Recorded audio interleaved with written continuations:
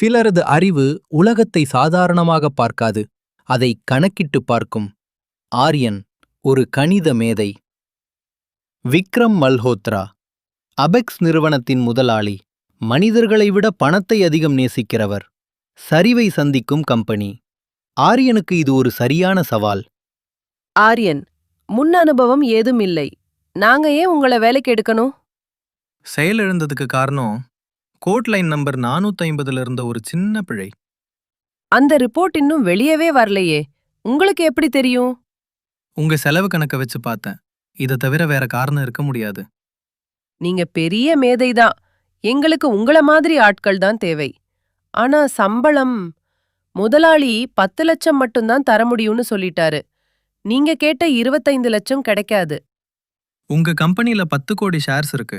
நீங்க எனக்கு தராத அந்த 15 லட்சம் உங்க கம்பெனி மதிப்புல வெறும் 0.0003% தான். நான் உங்க லாபத்தை 2% உயர்த்துவேன். ஆனா சில்லறை காசை மிச்சப்படுத்த கோடிக்கணக்கில் இழக்க போறீங்க. சார், அவரை வேலைக்கு எடுக்கலன்னா அது பெரிய நஷ்டம் சார். நிறுத்து. எனக்கு பாடம் எடுக்க உனக்கு சம்பளம் தரல. நான் தான் இங்க முதலாளி. அவனை வெளியே போ சொல்லு. இப்போவே வெளியே தூக்கி போடு அவன. அவர்கிட்ட சொல்லுங்க, மனிதர்களை விட காசுகளுக்கே மதிப்பு அதிகம்னு நினைச்சா ஒரு நாள் இரண்டையும் இழக்க வேண்டி வரும். வேலையாட்கள் வேலையை விட்டார்கள். சிஸ்டம் செயலிழந்தது. ஷேர் மார்க்கெட்ல பூஜ்ஜியமானது. அவரோட ஆணவம் எல்லாத்தையும் அழிச்சிருச்சு.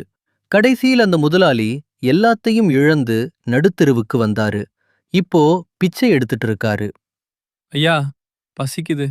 தர்மம் பண்ணுங்க ஐயா. ₹1 இருந்தா கொடுங்க. உலகத்துல எல்லாத்துக்கும் விலை பேசுனீங்க.